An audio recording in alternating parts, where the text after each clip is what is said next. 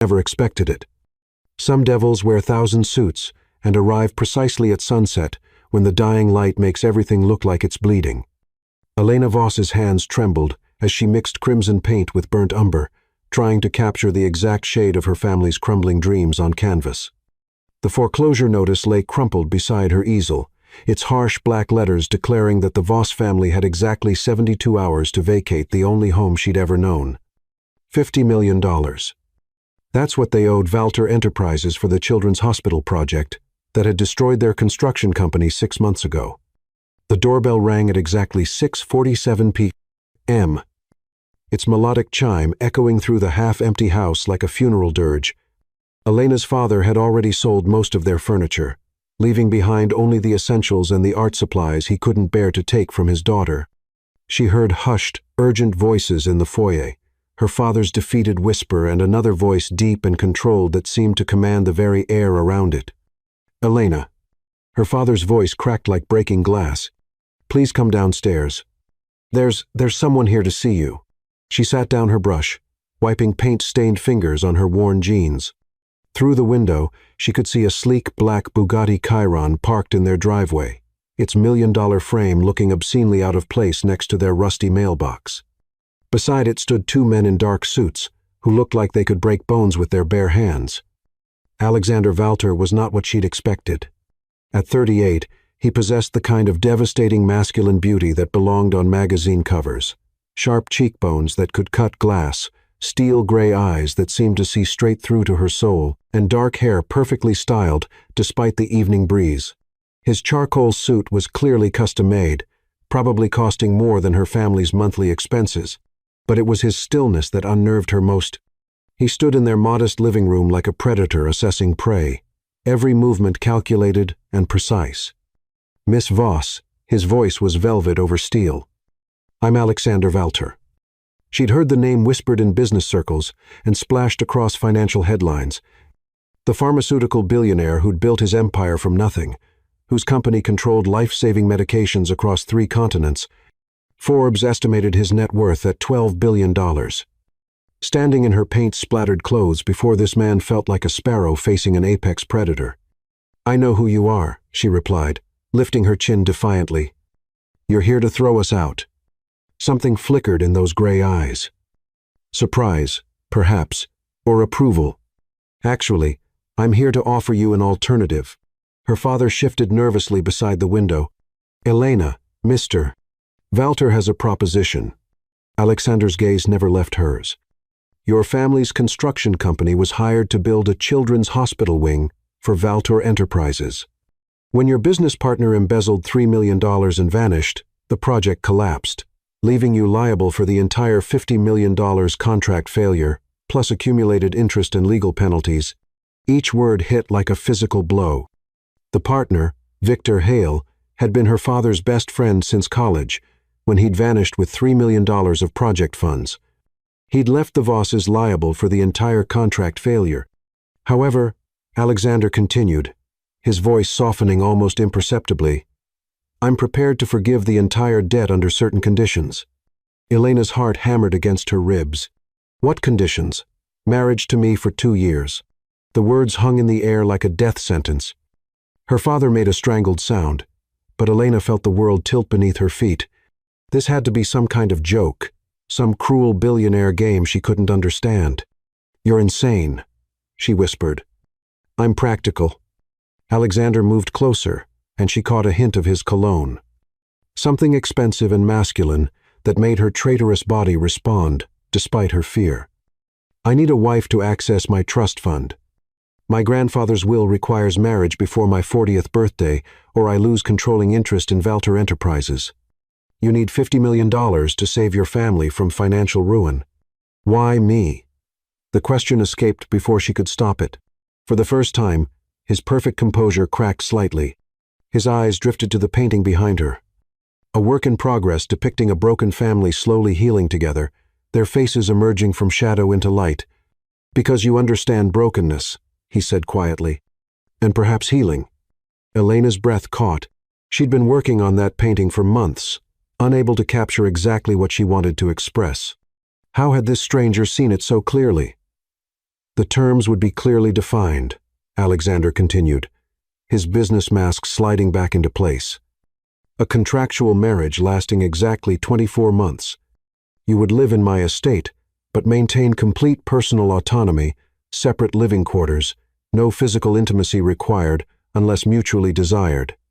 Your debt would be forgiven immediately, and your family would receive an additional $10 million for inconvenience.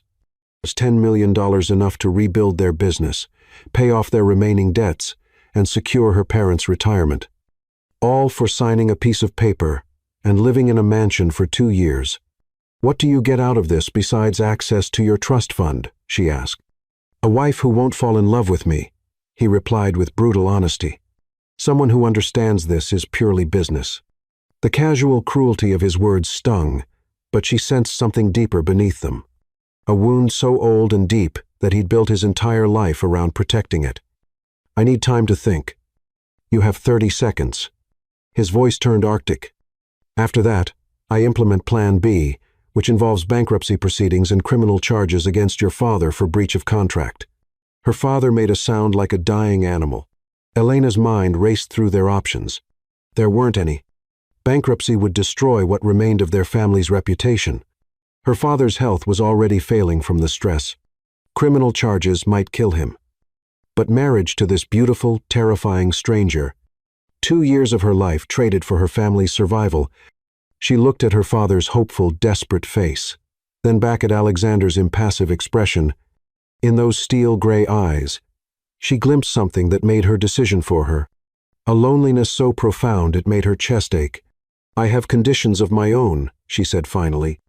Alexander's eyebrow arched elegantly. Name them. I continue my art, full studio access, and complete creative freedom. I won't be paraded around as arm candy at your business functions unless I choose to attend, and when the 2 years are up, we walk away clean. No complications, no strings attached. Agreed. He pulled a thick contract from his jacket. My lawyers have already prepared the paperwork. Of course they had. This man planned everything down to the smallest detail. She scanned the document quickly. It was exactly as he described, written in legal language, but surprisingly fair, almost protective of her interests. Sign here. He produced an expensive pen, its weight substantial in her trembling fingers. As she wrote her name on the marriage contract, sealing her fate to a man she'd known for all of 20 minutes, Alexander spoke again. There's one more thing, Miss Voss. She looked up to find his gray eyes blazing with an intensity that made her stomach flutter. Once you sign that contract, you belong to me for the next 2 years. Not as property, he added quickly, seeing her expression, but as family. I protect what's mine with everything I have. That includes protecting you from anyone who might try to hurt you, including myself. The warning sent chills down her spine, but also something else. A traitorous warmth that suggested maybe, just maybe, this beautiful monster might be more human than he wanted the world to believe. She signed her name with a flourish, sealing their devil's bargain. Welcome to the family, Mrs.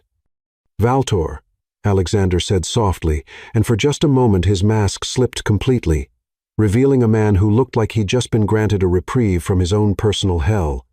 Outside, thunder rumbled in the distance, and Elena wondered if she'd just saved her family or damned herself to something far more dangerous than debt. A marriage that might actually become real. Chapter 2. Bound by paper, separated by walls. Exactly 3 weeks after signing her soul away, Elena stood before a mirror in a $20,000 wedding dress, feeling like a beautifully wrapped sacrifice being prepared for an altar of ice. The Valtor Estate's bridal suite rivaled the size of her childhood home. All polished marble and crystal chandeliers casting rainbow prisms across walls adorned with original Monet paintings. Isabella Reed, her best friend since art school, adjusted the dress's cathedral train while struggling not to cry. You don't have to do this, Isabella whispered for the 100th time. We could run. I've got my car outside. We could be in Mexico by tomorrow. Bella, stop.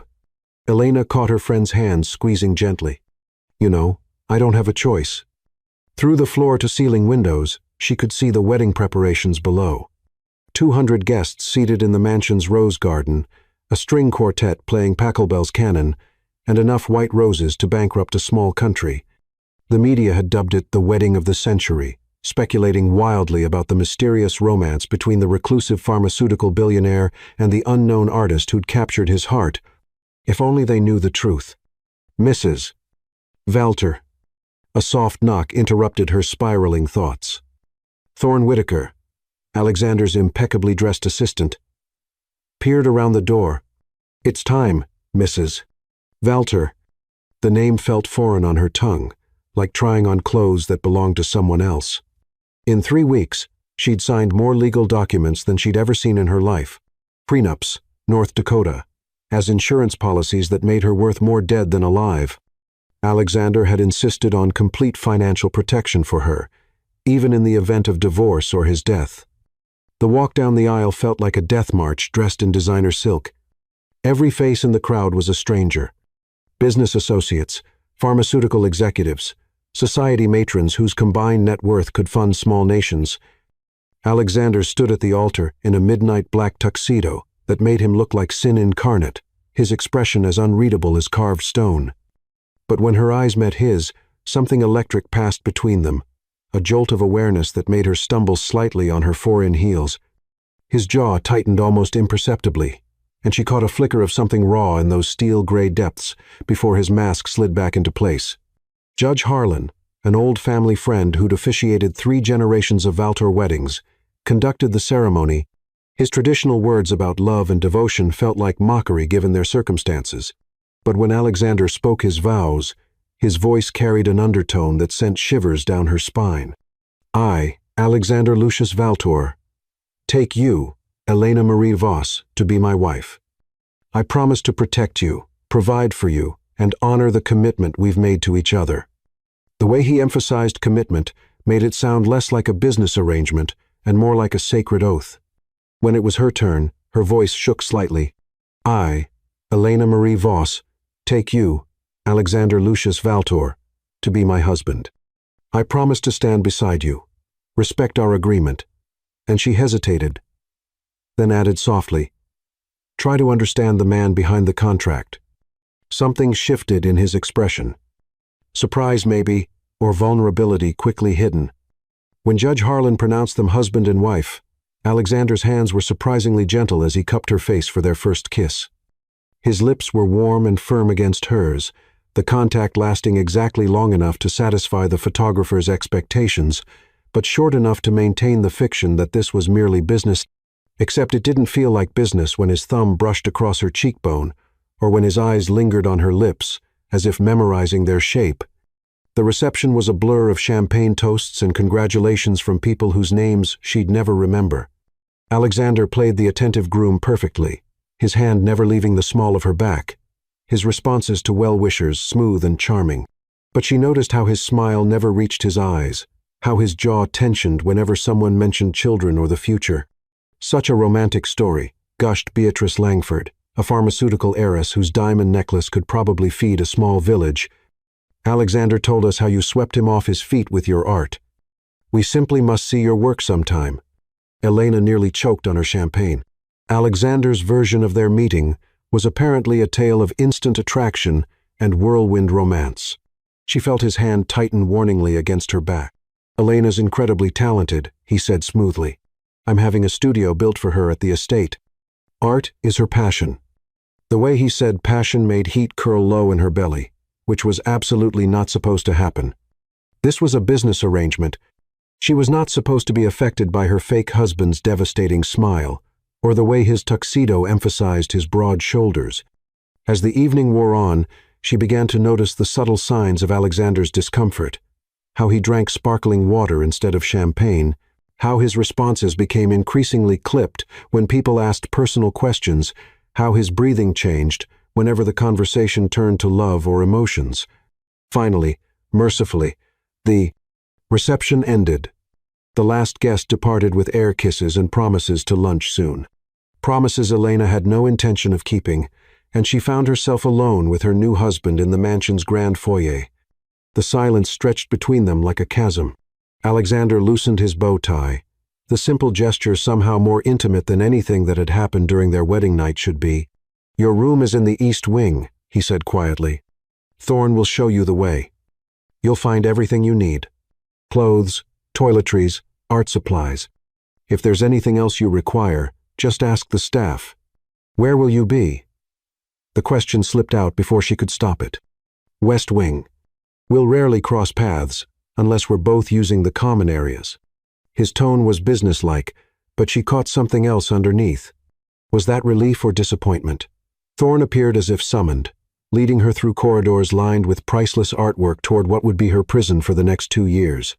The East Wing was beautiful in an understated way. Warm colors, comfortable furniture, and windows that overlooked the estate's private lake. "This is your suite," Thorn explained, opening double doors to reveal a space larger than her family's entire house. "The bedroom, sitting area, and your private bathroom. Mr. Walter had the adjoining room converted into an art studio for you." Elena's breath caught as she stepped into the studio. Floor-to-ceiling windows provided perfect northern light. Professional-grade easels stood ready for use, and every art supply imaginable was organized with military precision.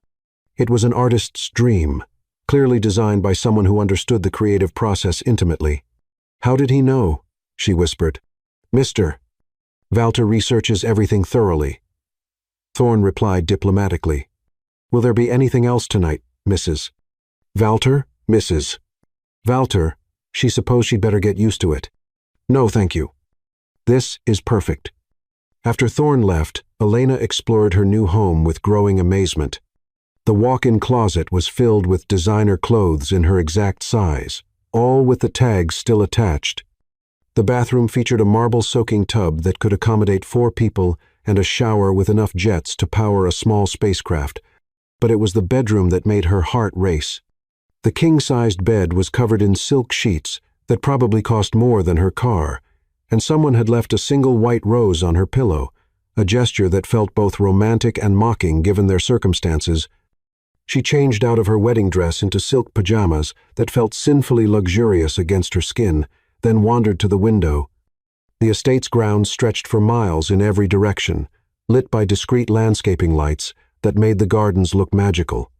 Somewhere in the West Wing, Alexander was probably doing the same thing, staring out at his empire and wondering what the hell he'd gotten himself into. A soft chime from her phone interrupted her thoughts. A text from an unknown number. "I hope you find everything satisfactory. Sleep well, Mrs. Walter A.V." She stared at the message for a long moment, then typed back, "Thank you for the studio. It's beautiful." His response came almost immediately. "You're welcome. Tomorrow, we begin learning to live with our choices." Learning to live with their choices. It sounded ominous and hopeful at the same time. Elena set the phone aside and climbed into the enormous bed, surrounded by luxury that felt more like a gilded cage than a new beginning. But as she drifted towards sleep, she found herself thinking not about the contract or the money or the 2 years stretching ahead of her, but about that moment during their vows when Alexander's mask had slipped. For just an instant, she'd glimpsed something vulnerable and yearning in his eyes. Something that suggested maybe, just maybe, this beautiful monster was as trapped by their arrangement as she was. Outside her window, the estate's security lights cast long shadows across the grounds, and Elena wondered if Alexander was lying awake, too, thinking about the woman who just become his wife in name only, and whether 2 years would be long enough to discover who he really was beneath all that careful control. Chapter 3. Cracks in the Foundation. Mysterious gifts began appearing exactly 1 week after their wedding. The first set being Kolinsky sable brushes, so exquisite they belonged in a museum, left silently on her studio easel-like offerings to an unknown god. Elena discovered them at dawn when she couldn't sleep, and had wandered to her studio to lose herself in paint and canvas. The brushes were arranged with surgical precision next to a note written in Alexander's precise handwriting for capturing light in dark places. Her fingers traced the perfect balance of each brush, their handles carved from rare wood and tipped with the finest bristles money could buy. The set probably cost more than most people's annual salary, yet something about the gesture felt personal rather than ostentatious, as if he'd chosen each brush specifically for her hands. In the week since their wedding, she'd barely seen her husband except in passing.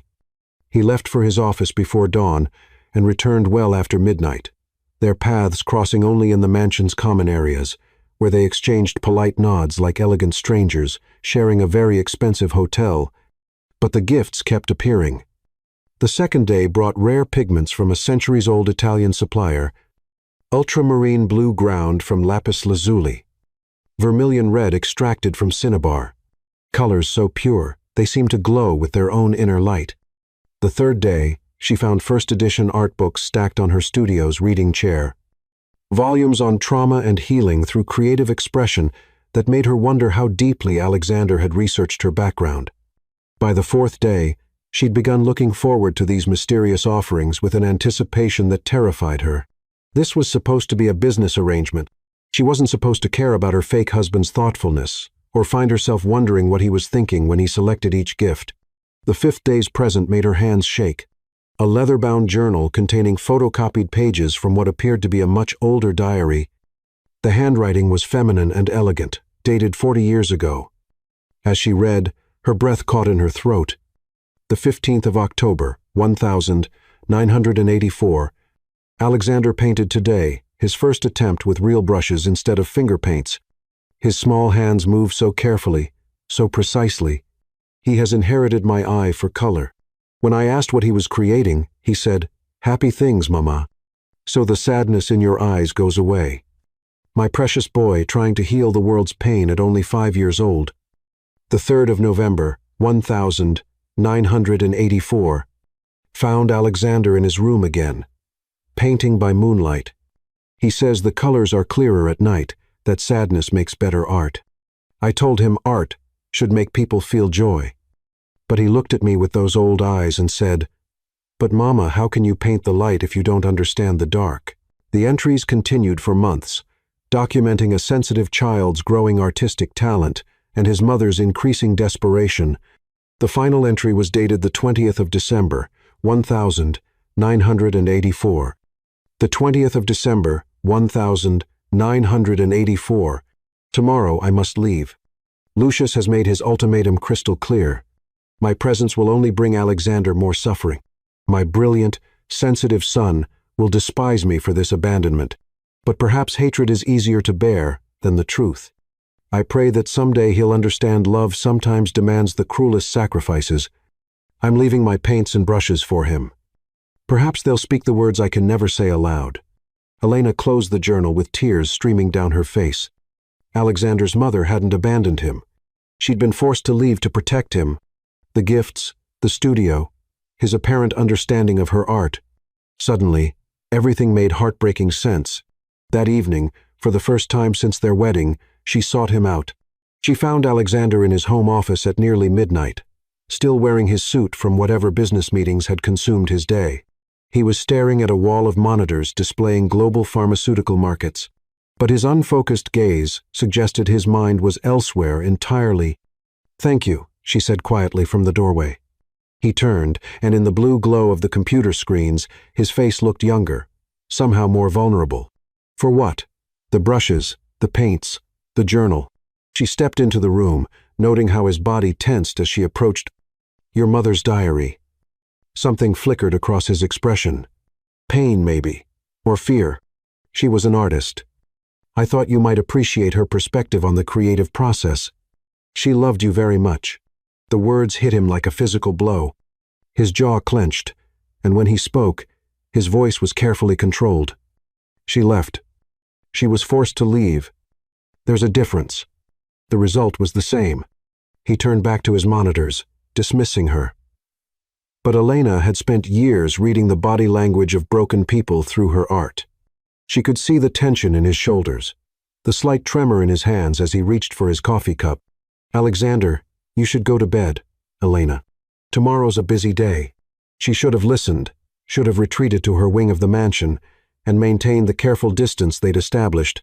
Instead, she moved closer, drawn by something in his voice that reminded her of wounded animals, trying to hide their pain. "When was the last time you slept?" Sleep is for people without quarterly reports to file. When was the last time you ate something that wasn't delivered to your office? Food is fuel. Efficiency matters more than enjoyment. When was the last time you did something just because it made you happy? This time he turned to face her fully, and the raw honesty in his expression stole her breath. "I don't remember." The admission hung between them, like a confession. Elena's heart ached for this man who'd been taught to view happiness as weakness, who'd built an empire on the ashes of his childhood and forgotten how to live in the process. "Come with me," she said impulsively. "Where?" "My studio. I want to show you something."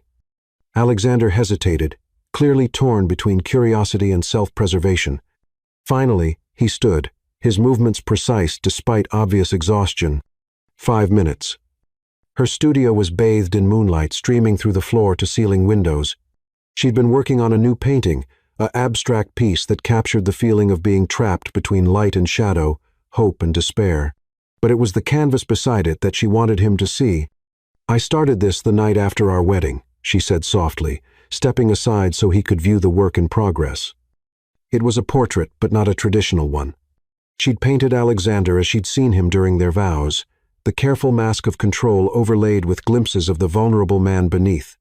His eyes held depths of pain and longing that most people would never notice, but she'd captured them with heartbreaking accuracy. Alexander stared at the painting for a long moment, his breathing shallow. When he finally spoke, his voice was hoarse. "Is that how you see me? It's how you really are beneath all the armor." He was standing so close she could smell his cologne, could feel the heat radiating from his body. When he turned toward her, something had shifted in his expression, the careful control cracking to reveal something raw and desperate underneath. "You don't know what you're seeing," he whispered. "What you're painting. I'm not. I can't." "Can't what?" "Feel love. Be the kind of man who deserves." He cut himself off, running a hand through his perfectly styled hair and destroying its careful arrangement. "Who told you that? Experience, facts, the trail of broken relationships, and disappointed expectations I've left behind." Elena studied his face in the moonlight, seeing past the beautiful features to the scared child hidden beneath. "Your grandfather, Alexander's entire body, went rigid. We don't discuss him. He's the one who taught you that emotions are weakness, that love is a liability, that you have to choose between success and happiness." Because he was right. The words came out harsh, defensive. "Look at my mother. She loved my father, and it destroyed her. Look at every business partner who's tried to use sentiment against me. Love is a weapon, Elena. In my world, showing weakness gets you killed. This isn't your grandfather's world anymore, isn't it?" He gestured around the opulent studio, the mansion beyond. "All of this exists because I learned his lessons, because I became exactly what he wanted me to become." "What did you want to become?" The question seemed to break something inside him.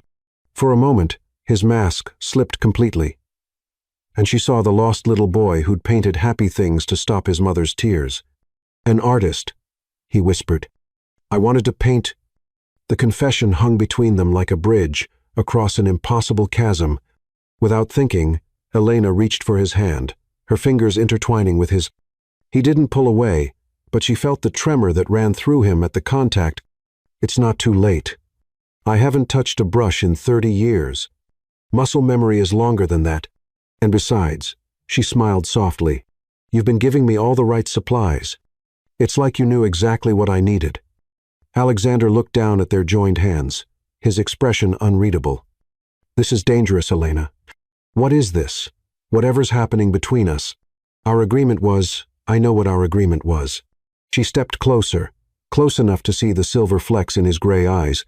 But agreements can be modified. For a heartbeat, she thought he might kiss her. His gaze dropped to her lips, and the air between them crackled with electricity. Then his phone buzzed, shattering the moment like breaking glass. Alexander stepped back, his walls slamming into place with almost audible force. He glanced at the message and his expression turned arctic. "I have to go. Emergency board meeting at midnight. Global markets don't sleep." He was already moving toward the door. The vulnerable man she'd glimpsed, disappearing behind the billionaire's cold efficiency. "Thank you for showing me the painting. Alexander, wait." But he was gone, leaving only the lingering scent of his cologne and the echo of a confession that changed everything. Elena stood alone in her moonlit studio, staring at the portrait that had somehow become a mirror reflecting truths neither of them was ready to acknowledge. Outside, she heard the growl of Alexander Bugatti starting up, carrying him away from whatever had almost happened between them. But as she touched her lips, she could swear she still felt the ghost of a kiss that never came. And she wondered if the careful walls around Alexander Valter's heart might not be as impenetrable as he believed. After all, she'd always been particularly good at finding cracks in seemingly solid foundations. Chapter 4. The artist sees the beast. 3 months after their wedding, Elena stood before the most exclusive art gallery in the city, watching her deepest secrets being hung on walls where the world's elite would dissect them with champagne-dulled critical eyes. The Meridian Gallery was a cathedral of modern art. It's soaring. White walls and perfect lighting designed to make even amateur sketches look profound. But tonight, it showcased something that had never been seen before. A collection of paintings that stripped away the careful facades of power and revealed the broken souls beneath. Healing the Wounded by Elena Valter read the elegant placard beside the centerpiece. A massive canvas that dominated the gallery's main wall, the painting showed a figure shrouded in shadow, his face a study in controlled anguish, with fractures of light bleeding through the darkness around him. Anyone who knew Alexander would recognize him instantly, but they'd never seen him like this. Vulnerable, haunted, achingly human. "Darling, this is extraordinary work," breathed Victoria Hale, the gallery's director, as she adjusted the lighting for the 100th time. "The emotional depth, the technical skill. It's like you've captured souls on canvas." The entire collection sold out within an hour of the preview announcement. Sold out to people who had no idea they were buying windows into her husband's carefully guarded heart. Elena's stomach twisted with a mixture of pride and terror. What had she done? Mrs. Valter? Thorne appeared at her elbow, impeccably dressed as always, but tension radiating from his usually unflappable demeanor. "Mr. Valter has just arrived from Shanghai." Alexander had been in Shanghai for the past 2 weeks, finalizing a merger that would bring life-saving medications to Southeast Asian markets. They'd communicated only through brief professional text messages about household matters and his travel schedule.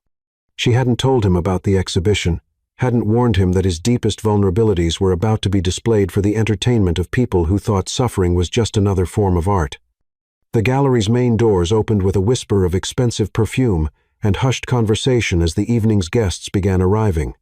Pharmaceutical executives, art collectors, society matrons who attended every significant cultural event in the city, the same crowd that had witnessed their wedding 3 months ago. But Elena's eyes found only one figure in the elegant sea of black tie attire. Alexander stood in the gallery's entrance like an avenging angel carved from marble, his midnight black tuxedo emphasizing the sharp lines of his face and the deadly stillness of his posture. He'd clearly come straight from the airport. There was a tension in his shoulders that spoke of 18-hour flights and jet lag, but his gray eyes were laser-focused as they swept the room. When his gaze found hers across the crowded space, the world seemed to stop. He moved through the crowd like a predator stalking prey, guests unconsciously stepping aside to clear his path. Elena's heart hammered against her ribs as he approached, his expression unreadable, but his eyes blazing with an intensity that made her skin burn. "Elena." His voice was perfectly controlled, giving nothing away. "I received Victoria's invitation while I was in customs. Congratulations on your first exhibition, Alexander. I can explain." "Can you?" He stepped closer, close enough that she could see the silver flecks in his gray eyes, close enough to smell the familiar scent of his cologne mixed with something darker. Anger, maybe, or betrayal. "Because I'm very curious to hear your explanation for this." He gestured toward the centerpiece painting, and Elena's breath caught. Standing before it now, with Alexander beside her, the resemblance was even more startling. She'd captured not just his physical features, but something deeper, the loneliness that radiated from him, even in crowded rooms. The carefully controlled pain that flickered behind his eyes when he thought no one was watching. "I painted what I saw," she said quietly. "You painted my soul without permission." The words hit like a slap, but before she could respond, a familiar voice interrupted them. "Alexander, darling, you're back." Sophia Kane glided toward them like a predatory swan, her ice-blue gown clinging to her model-thin frame and her platinum hair styled in a chignon that probably cost more than most people's monthly rent. I was just telling everyone about Elena's remarkable talent. Such insight into the human condition. Sophia was everything Elena wasn't. Tall, elegant, born into pharmaceutical royalty. More importantly, she was Alexander's ex-fiancée, the woman who'd broken their engagement 2 years ago, citing irreconcilable differences the tabloids had speculated about for months. Sophia. Alexander's voice carried no warmth. I didn't expect to see you here. Oh, I wouldn't miss supporting Alexander's new wife, Sophia replied with a smile sharp enough to cut glass. Though I must say, darling, she turned to Elena. Your work is quite revealing. Tell me, how does one capture such intimate details of a subject? Such raw vulnerability? One would almost think you've seen Alexander at his most unguarded moments. The implication hung in the air like poison. Around them, other guests had begun to notice the tension, conversations quieting as curious eyes turned their way. Art requires observation, Elena replied carefully, refusing to be baited. And empathy. How artistic. Sophia's laugh was crystalline and cruel. Though I suppose when one marries for money, intimate access comes with the contract. The blood drained from Elena's face. Beside her, Alexander went perfectly still, the kind of stillness that preceded violence. Careful, Sophia. His voice was soft as silk and twice as deadly. You're speaking about my wife. Am I wrong? Sophia's eyes glittered with malicious pleasure. Everyone knows this marriage is nothing more than a business arrangement. Alexander needed a wife to access his trust fund, and you needed. She looked Elena up and down dismissively. Financial salvation. How wonderfully transactional. You know nothing about our marriage, Alexander said, his hand settling possessively on the small of Elena's back. The touch burned through her dress, sending electricity racing along her spine. Don't I? I know you, Alexander, better than anyone. I know you don't believe in love. Don't trust in forever. You told me yourself that emotions are weaknesses you can't afford. Sophia stepped closer, her voice dropping to an intimate whisper. This little artist may have captured your image on canvas, but I captured your heart years ago. And we both know you're incapable of giving it to anyone else. The words hit their mark with surgical precision. Elena felt Alexander's hand tense against her back. Felt the walls slamming back into place around him with almost audible force. If you'll excuse us, Alexander said icily. My wife and I have guests to attend to. But as he began to guide Elena away, Sophia delivered her final strike. Tell me, Mrs. Walter. She called out with venomous sweetness. What happens when your 2-year contract expires? When Alexander no longer requires a wife to access his trust fund, do you honestly believe this beautiful fantasy will survive harsh reality? Elena stopped walking. Around them, the gallery had gone silent. The cream of society holding their collective breath as they waited for the drama to unfold. She could feel Alexander's tension, could sense him preparing to extract them from the situation with minimal damage to their public facade. Instead, she turned back to face Sophia with a smile that could have melted steel. You want to know what I see when I paint Alexander? She gestured toward the centerpiece canvas. I see a man who's spent so long protecting himself from people like you that he's forgotten what it feels like to be truly seen. I see someone who's convinced himself that love is weakness because the people who claim to love him used it as a weapon. Her voice carried across the silent gallery, every word crystal clear. But mostly, she continued, moving closer to Sophia, I see a man who's capable of extraordinary tenderness when he thinks no one is watching. Who leaves gifts for his wife not because he has to, but because he wants to see her smile. Who reads art books until 3 o'clock in the morning, trying to understand her passion. Who's learning slowly and carefully that maybe, just maybe, he deserves to be loved without conditions or contracts. The silence stretched for an eternity. Then, unexpectedly, applause began, first from Victoria Hale, then spreading through the crowd like wildfire. The elite of the city, notorious for their cold calculation, were actually moved by her defense of their marriage. Sophia's perfect composure cracked for just a moment, revealing something ugly beneath the polished surface. How touching. I wonder if you'll feel the same way when you discover exactly what kind of man you've married. Before anyone could respond, She swept from the gallery in a rustle of silk and barely contained fury, leaving behind only the lingering scent of expensive perfume and implied threats. The crowd gradually returned to their conversations, but Elena could feel the weight of curious stares. She'd just publicly declared her feelings for Alexander in front of 200 witnesses, and she had no idea how he felt about that. "Walk with me," Alexander murmured against her ear, his breath sending shivers down her spine. He led her through the gallery toward a quieter alcove, past paintings that depicted various stages of emotional healing and recovery. When they were finally alone, he turned to face her, and the expression in his gray eyes stole her breath. "Did you mean it?" His voice was rough, vulnerable in a way she'd never heard before. "Mean what?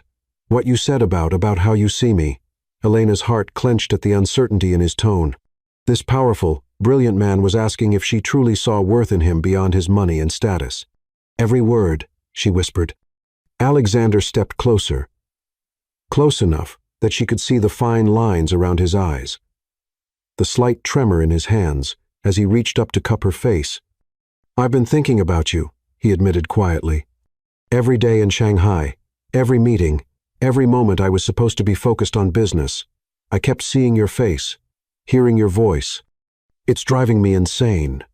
"Alexander, I don't know how to do this," he continued, his thumbs brushing across her cheekbones. "I don't know how to be a real husband, how to love someone without destroying them. But God, help me. I want to try with you." The admission hung between them like a promise and a prayer. Around them the gallery buzzed with conversation and the clink of champagne glasses, but in their private alcove the world had narrowed to just the two of them. "I want that too," Elena breathed. This time when he leaned down to kiss her, there was nothing businesslike about it. His lips were desperate against hers, hungry and searching as if he were trying to memorize the taste of her.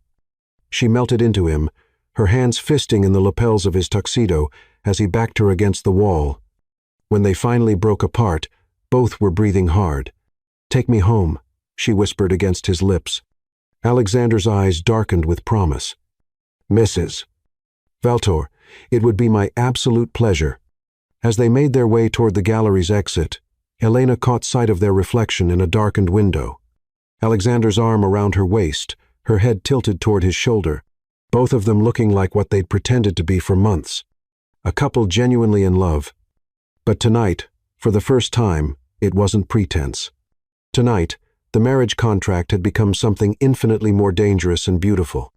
A real relationship built on truth, passion, and the terrifying possibility that two broken people might actually be able to heal each other. The only question now was whether their newly discovered happiness could survive the shadows from Alexander's past that Sophia had promised would come to light.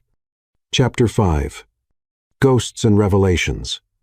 The first thing Elena noticed when she woke up in Alexander's bed was that he painted in his sleep, his fingers moving against her bare shoulder in precise, deliberate strokes, as if her skin were canvas, and he was creating masterpieces in his dreams. Dawn light filtered through the floor-to-ceiling windows of the master bedroom, casting golden shadows across silk sheets that still held the musky scent of their lovemaking. 3 weeks had passed since the gallery exhibition. 3 weeks of Alexander slowly, carefully letting her into his world. Not just the carefully curated public version, but the private man who read pharmaceutical research papers at breakfast and left coffee for her in the studio when she worked late into the night. Alexander's breathing was deep, and even against her neck. His powerful arm anchored around her waist, as if he were afraid she might disappear. In sleep, his face had lost its carefully controlled mask, revealing the vulnerability he fought so hard to hide during waking hours. "Good morning, Mrs. Valter," he murmured against her throat, his voice rough with sleep and desire. "M." She smiled, turning in his arms to face him. "Good morning, husband." The word still felt new on her tongue, but not foreign anymore. Not since the night he'd carried her from the gallery to his bedroom and made love to her with a desperate tenderness that had left them both shaking. Not since he'd whispered against her skin that he was tired of pretending their marriage was just business. Alexander's lips found hers in a kiss that was soft and exploring, completely different from the controlled passion of their first few encounters. This kiss spoke of familiarity, of lazy Sunday mornings, and the luxury of time to simply enjoy each other. "I have meetings all day," he murmured between kisses. "But tonight I thought we could—" The sharp chime of the estate's security system cut through their intimate moment. Like a blade, Alexander's entire body went rigid, his protective instincts kicking in as he reached for his phone. "Sir," Thorne's voice came through the speaker, tense with barely controlled alarm. "We have a situation. Sophia Kane is at the main gate demanding to see you. She says it's urgent." Alexander's expression turned arctic. "Tell her to make an appointment. She says she has information about Lucius that you need to hear immediately." The name hit Alexander like a physical blow. Elena felt his muscles tense, saw the walls slamming back into place around him with devastating speed. Lucius, his grandfather, the man who shaped him into the cold, calculating billionaire the world knew. "Let her in," Alexander said quietly. "Escort her to my office. I'll be down in 10 minutes. After he ended the call, silence stretched between them like a chasm. Alexander was already moving, pulling on clothes with efficient mechanical movements that spoke of a man preparing for battle. "Alexander." Elena reached for him, but he stepped away from her touch. Not cruel, but with the careful distance of someone protecting himself from weakness. "This doesn't concern you," he said, his voice returning to the clipped, professional tone she hadn't heard in weeks. "You're my husband. Everything about you concerns me. Not this." He paused in buttoning his shirt, and for a moment she glimpsed something desperate in his gray eyes. "Trust me, Elena, some ghosts are better left buried." 20 minutes later, Elena found herself pacing the east wing like a caged animal, unable to focus on painting or reading or anything that might distract her from the conversation happening in Alexander's office. She tried to respect his wishes, tried to stay away. But the look in his eyes, when Thorne mentioned Lucius, had terrified her. She'd never seen Alexander truly afraid before. The sound of raised voices from the lower level finally broke her resolve. She slipped out of her suite and made her way toward the main staircase, moving as quietly as possible across marble floors that seemed designed to amplify every footstep. "Lying to yourself, if you think this little charade can last." Sophia's voice carried clearly from the office, sharp with vindictive pleasure.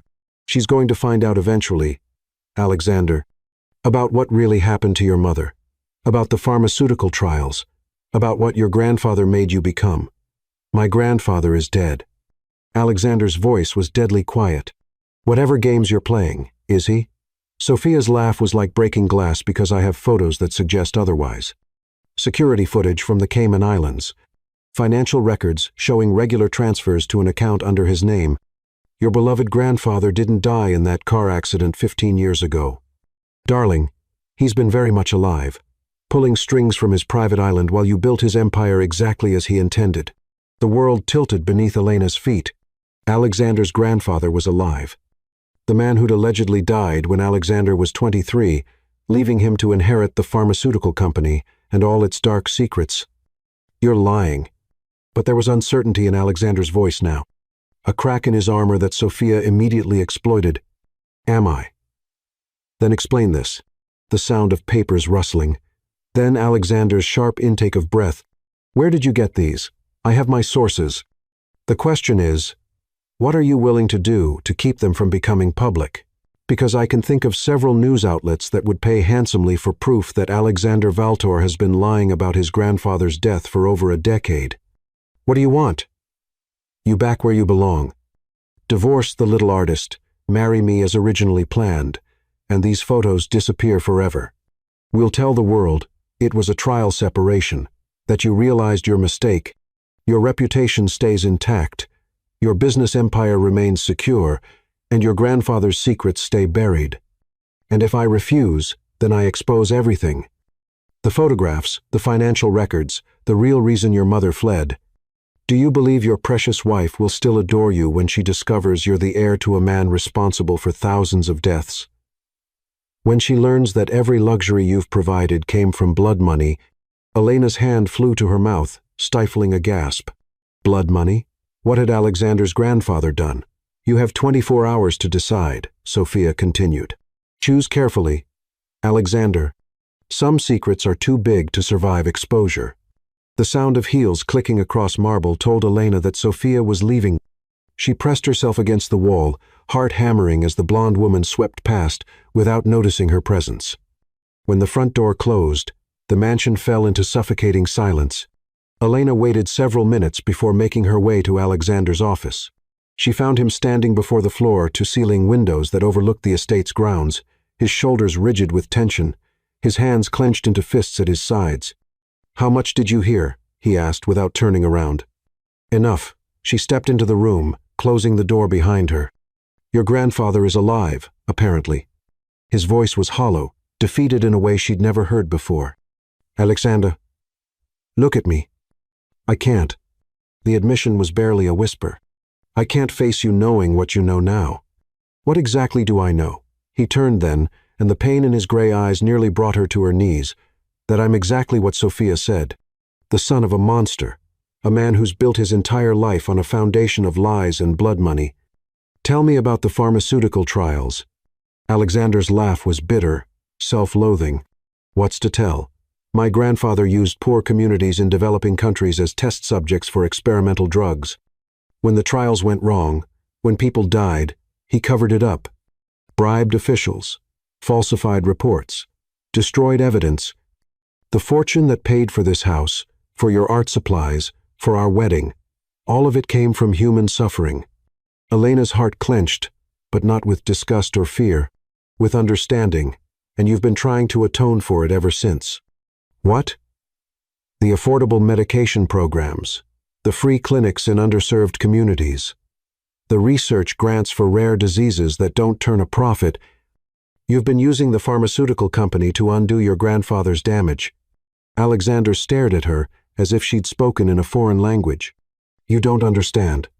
I knew not everything, but enough. I knew some of our early profits came from questionable sources, and I chose to look the other way because it was easier than facing the truth. You were 23 years old when your grandfather allegedly died. You were grieving and alone, and trying to run a billion-dollar company. Of course you made mistakes." "Mistakes?" His voice cracked. "People died, Elena. Children died because of trials my grandfather authorized. And I've spent 15 years profiting from their suffering." She moved toward him then, ignoring his instinctive step backward. "And you've spent 15 years trying to save other children. The pediatric cancer research, the vaccine development programs, the global health initiatives. That's not blood money, Alexander. That's redemption. You don't know what I've done, what I'm capable of. I know you." She reached up to cup his face, forcing him to meet her eyes. "I know you leave me coffee when I work late. I know you read to the children at the hospital wing we fund. I know you cry when you think no one is watching because you carry the weight of every life your family's company has failed to save. Sophia was right about one thing," he whispered, his hands coming up to cover hers. "You deserve better than this. Better than me. That's not your choice to make. 24 hours. Elena, that's how long we have before she destroys everything. The company, my reputation. Your future. Our future," she corrected firmly. "And I'm not going anywhere. You don't understand what exposure would mean. Congressional investigations, criminal charges, civil lawsuits that could drag on for years. They'd paint you as complicit, guilty by association. Then we fight back with what? She has evidence, photographs, financial records." "We have something better," Elena said, her voice growing stronger with conviction. "We have the truth. Not your grandfather's truth, but yours. 15 years of documented charitable work, lives saved, communities helped. You're not responsible for what he did, but you are responsible for what you've chosen to do since." Alexander searched her face as if looking for signs of doubt or fear. "You really mean that? I mean, all of it. The good, the bad. And whatever other ghosts are hiding in your family's closet, for better or worse. Remember, that wasn't just contract language. Alexander, that was a promise." For a long moment, he simply stared at her, as if trying to memorize her face. Then, with a sound somewhere between a sob and a laugh, he pulled her into his arms, holding her so tightly she could barely breathe. "I love you," he whispered against her hair. "God help me.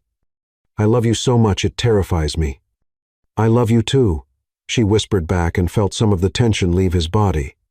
They stood there in the golden morning light, holding each other as if they could create a fortress against the world with just the strength of their connection. Outside, the estate's gardens bloomed with life and promise. But inside Alexander's office, they were planning for war, because if Sophia Kane wanted to destroy their marriage, she was going to have to go through both of them. And Elena was discovering that when it came to protecting the man she loved, she was capable of fighting just as ruthlessly as any billionaire. Chapter 6. The Heart's Surrender. By noon, Alexander had transformed from vulnerable husband back into the calculating billionaire who had built an empire from blood and secrets. Except now, Elena was his partner in both war and love. The mansion's formal dining room had been converted into a war room, its polished mahogany table covered with laptops, legal documents, and photographs that told a story 15 years in the making. Darius Kane possessed the sharp blue eyes and commanding presence of someone accustomed to boardrooms and congressional hearings. The supposed business rival was actually an undercover federal investigator who'd spent 3 years infiltrating the pharmaceutical industry's darkest networks. "Gentlemen," Darius said, his voice carrying the authority of someone accustomed to commanding boardrooms and congressional hearings, "and lady, we have 18 hours to dismantle Sophia Kane's blackmail operation before she goes public." Elena had been shocked when Alexander revealed that his supposed business rival was actually an undercover federal investigator who'd been working for 3 years to expose the pharmaceutical industry's darkest secrets. The hostile takeover attempts, the public feuds, all carefully orchestrated theater designed to get close enough to the real criminals. "The good news," Darius continued, pulling up files on his tablet, "is that we've been building a case against Maximilian Valtor for years. The bad news is that some of the evidence implicates companies and individuals we thought were clean, including mine," Alexander said quietly. "Including yours. But there's a significant difference between inheriting a corrupt empire and actively participating in its crimes. Your pharmaceutical reforms over the past decade have actually helped our investigation more than you know." Thorne appeared in the doorway, his usually immaculate appearance slightly disheveled. "Sir, I've completed the financial audit you requested. The results are complicated." He handed Alexander a thick folder. As her husband scanned the documents, Elena watched his expression shift from resignation to confusion, to something that looked almost like hope. "This can't be right," Alexander murmured. "What is it?" Elena moved to read over his shoulder, her hand settling naturally on his back. "The blood money. It's gone. All of it." Alexander looked up at Thorne in amazement. "According to this, every dollar generated from the illegal trials was donated to victim compensation funds starting in 2018. I authorized the donations, but I don't remember." "You were having severe insomnia that year," Thorne said gently. "Dr. Ilara prescribed medication that affected your short-term memory. I took the liberty of executing the donations you'd discussed, but never formally authorized due to your condition." Elena's heart swelled with love and pride. Even in his darkest period, Alexander's conscience had driven him to make things right. "There's more," Darius said, pulling up another file. "We've been monitoring Maximilian's communications from his Cayman Islands compound. He's not just alive. He's been actively trying to sabotage Alexander's reform efforts, the pharmaceutical pricing scandals, the safety violations at overseas facilities, even some of the hostile takeover attempts against Valtor Enterprises. Maximilian has been orchestrating them from behind the scenes." "Why?" Elena asked. "If Alexander is his grandson, why would he want to destroy him?" "Because I stopped being useful," Alexander replied, his voice hard with understanding. "When I started implementing ethical practices, when I began undoing his work instead of expanding it, I became a liability instead of an asset. Which brings us to Sophia," Darius said grimly. "She's not just an ex-fiancée with hurt feelings. She's been working for Maximilian since before your engagement, Alexander. The breakup, the public humiliation, all part of a long-term plan to control you." The revelation hit like a physical blow. Elena saw Alexander's jaw clench, saw the muscle in his temple pulse with barely controlled rage. "She was gathering intelligence," Alexander said slowly. "About my business practices, my psychological weaknesses, your fear of abandonment." Elena finished softly. "That's why she left so publicly, so dramatically. She knew it would reinforce every fear you had about love being a weapon. And it worked, Alexander admitted.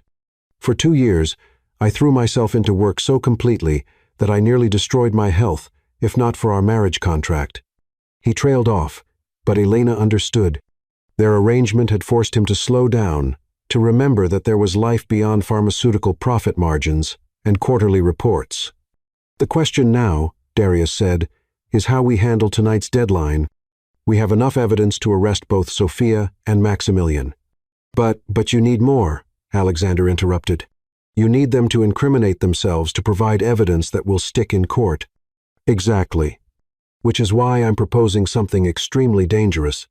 Darius turned his tablet toward them, revealing a detailed floor plan and surveillance photos. Maximilian is flying in tonight for a clandestine meeting with Sophia and several other pharmaceutical executives. We believe they're planning to launch a coordinated attack against multiple reform-minded companies, starting with yours.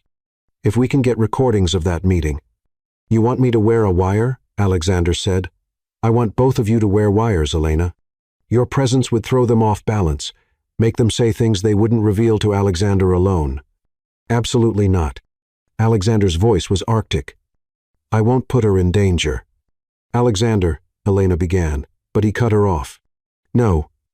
You don't understand what these people are capable of, what my grandfather is capable of. Then tell me. The room fell silent. Darius discreetly busied himself with his files, giving them space for what was clearly going to be a deeply personal conversation. Alexander was quiet for so long that Elena thought he might not answer. When he finally spoke, his voice was barely above a whisper.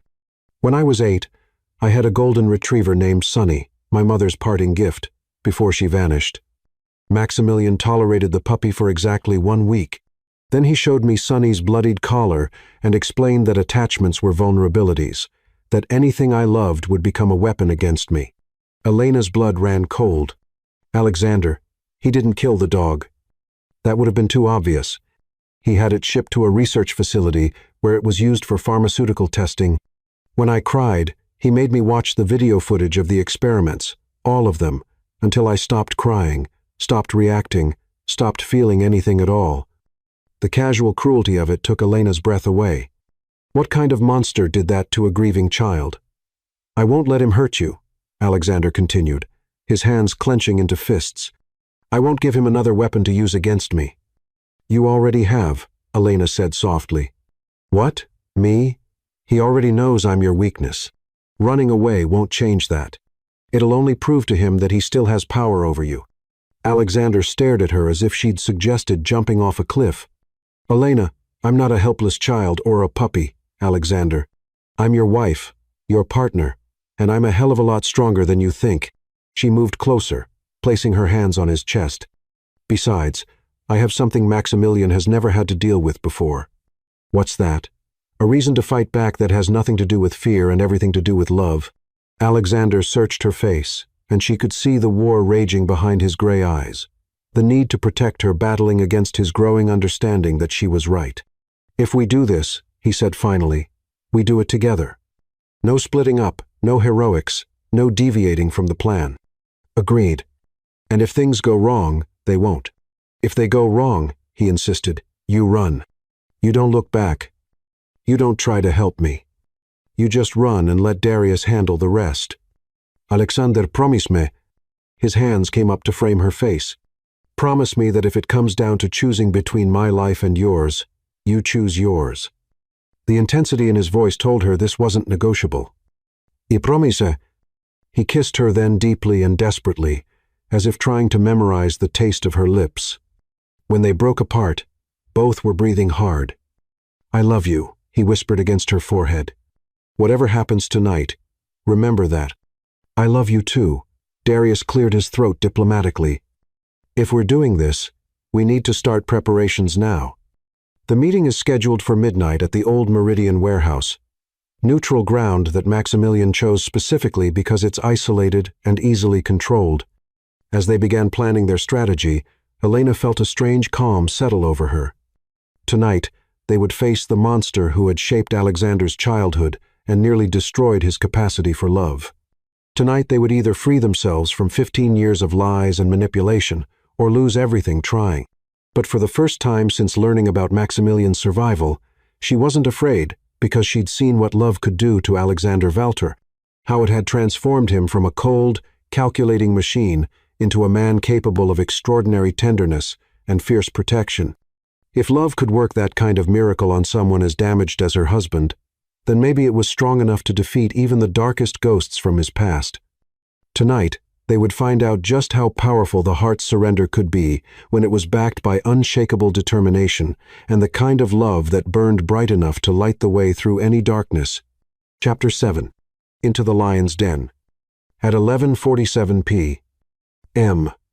Elena Valtor adjusted the nearly invisible wire taped beneath her black evening dress and wondered if this would be the last night she'd ever spend as Alexander's wife, or if it would be the first night of their real freedom.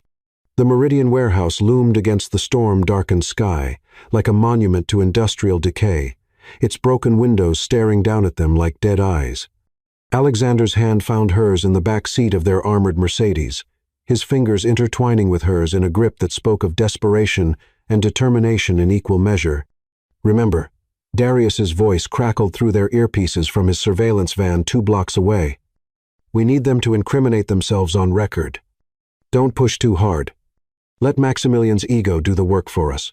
"Understood," Alexander replied, his voice steady despite the tension radiating from his body. The warehouse's main entrance was guarded by 2 men who looked like they could bench press small cars. One of them, a mountain of muscle with cold eyes, stepped forward as their car approached. "Mr.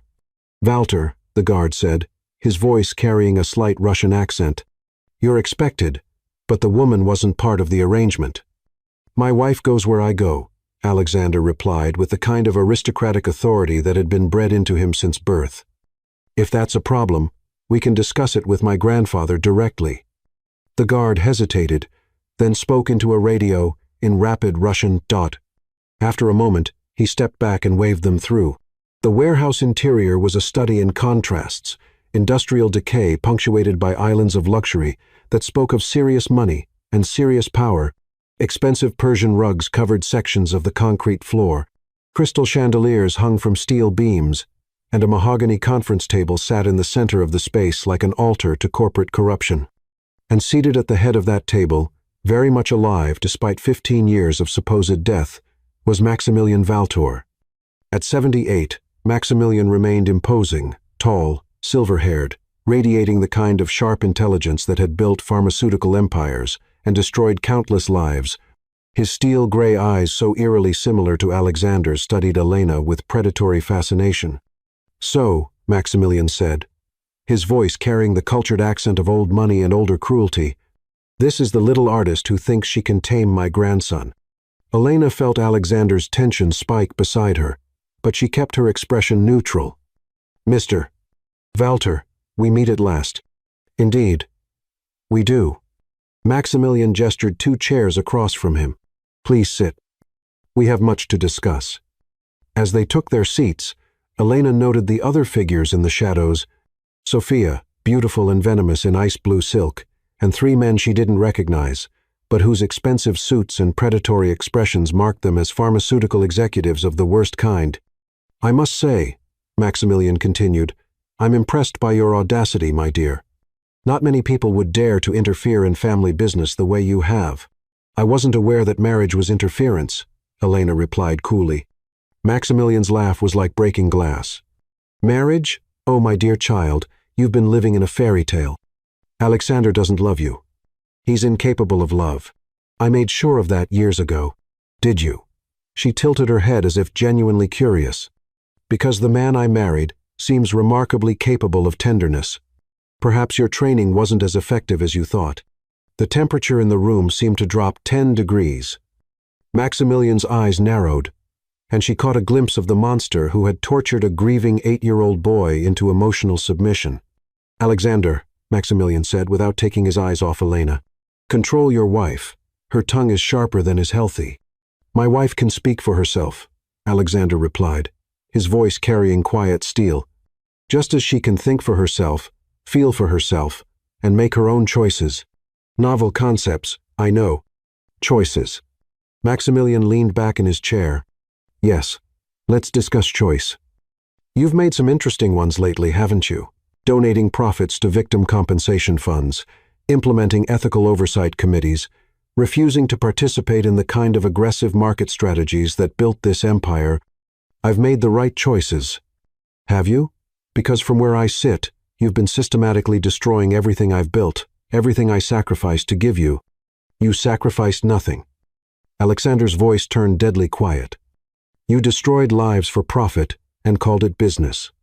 You murdered my mother. I protected you. Maximilian's mask slipped, revealing the fury beneath. Your mother was weak, sentimental, a liability that would have destroyed everything. Just like this woman will destroy you if you don't handle the situation properly. Elena felt ice flow through her veins at the casual mention of murder. But she forced herself to remain calm. They needed him to keep talking, to incriminate himself beyond any possibility of denial. How exactly did my mother threaten your empire? Alexander asked. She was going to expose the trials, turn evidence over to federal investigators, bring down everything we'd built over some misguided sense of morality. Maximilian's voice carried the weight of old anger. I couldn't allow that. So, you killed her. I eliminated a threat. There's a difference. And the car accident? Maximilian smiled, and the expression was pure evil. Remarkably easy to arrange. A few drops of the right pharmaceutical compound in her morning coffee. A scenic mountain road with treacherous curves. Mother Nature did the rest. Elena's stomach lurched. She could see Alexander fighting to maintain control. His hands clenched so tightly, his knuckles were white. You made me grieve for you, Alexander said quietly. You faked your own death and let me believe I was alone in the world. I needed you focused, driven by the right motivations. Grief properly channeled can be extraordinarily productive. Look what you accomplished in those first few years after my supposed death. Acquisitions, market expansions, profit margins that exceeded even my projections. Built on blood and lies, built on pragmatism and vision. But then you started getting soft, started listening to your conscience instead of your ledger sheets. The pediatric research programs, the affordable medication initiatives, sentimentality that threatened to bankrupt us all. Sophia finally spoke, her voice silk over poison. Which is why we're here tonight, darling. To discuss how we're going to fix this little problem you've created. Fix it how? Elena asked, though she suspected she already knew. Simple, Maximilian replied. Alexander divorces you, marries Sophia as originally planned, and returns to running Walter Enterprises the way it was meant to be run. Profitable, efficient, unconstrained by misguided ethics. And if he refuses, then we release evidence showing that Alexander has been knowingly profiting from illegal pharmaceutical trials for 15 years. Congressional investigations, criminal charges, civil lawsuits that will destroy not just him, but everyone associated with him. Maximilian's eyes fixed on Elena with predatory satisfaction, including wives who might be considered complicit. You're forgetting something, Alexander said quietly. What's that? I'm not the same broken child you manipulated into submission. I've learned a few things over the years, including how to fight back. Alexander reached into his jacket, and for a heart-topping moment, Elena thought he was going for a weapon. Instead, he pulled out a thick manila envelope and slid it across the table. What is this? Maximilian asked, but his voice had lost some of its confidence. 15 years of evidence, financial records, communication logs, security footage from your Cayman Islands compound. Every illegal transaction, every covered-up death, every bribe you've paid to keep your secrets buried. The color drained from Maximilian's face. That's impossible. I destroyed you. Destroyed your copies. But I've been building my own files since I was 25. Insurance, you might say, against the day you decided to crawl out from whatever rock you'd been hiding under. You're bluffing. Page 47. The Karinsky trial in Romania, 2019. 63 children died from your experimental meningitis vaccine, and you paid $8 million to have the results buried. Maximilian's hands trembled as he rifled through the documents. His face went ashen as he realized the scope of what Alexander had compiled. "This proves nothing," Sophia said, but her voice lacked conviction. "Actually, it proves everything," Alexander replied. "Murder, conspiracy, racketeering, human trafficking for medical experimentation enough to put all of you away for multiple life sentences." "You can't use this," Maximilian snarled. "It would implicate you as well. Which is why I've already turned copies over to federal authorities along with documentation of my cooperation in their investigation and evidence of my attempts to compensate victims and reform company practices." Elena felt a surge of pride and love, so intense it nearly overwhelmed her. Alexander had been planning this for years, building a case against his own grandfather while simultaneously working to atone for the family's crimes. "You've been working with them all along," Sophia breathed, understanding dawning in her eyes.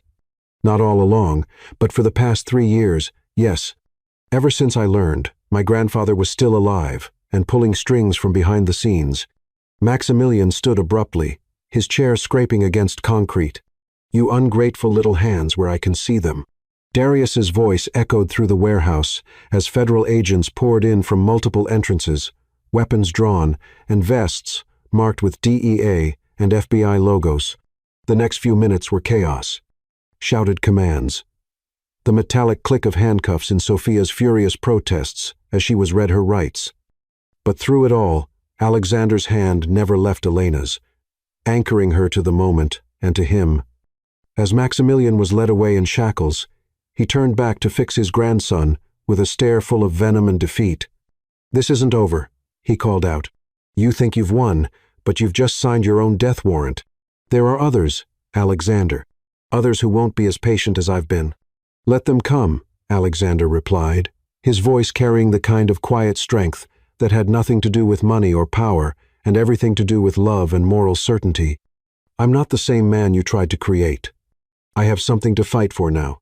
As the warehouse emptied of federal agents and their prisoners, Alexander and Elena found themselves alone in the echoing space. The weight of 15 years of lies and manipulation had been lifted from their shoulders. But they both knew the victory had come at a cost. "It's over," Elena whispered, hardly daring to believe it. "This part is over," Alexander corrected, pulling her into his arms. But Maximilian was right about one thing. There will be others.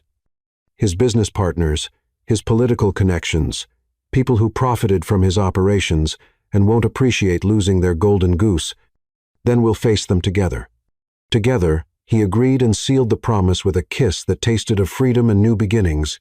Outside, dawn was breaking over the city, painting the sky in shades of hope and possibility. They had survived their first real test as a married couple, had proven that their love was strong enough to withstand even the darkest family secrets. But as they walked hand in hand toward their car, neither of them noticed the figure watching from the shadows, or the way he spoke quietly into a satellite phone before disappearing into the early morning darkness. Some battles were won, but the war was far from over. Chapter 8.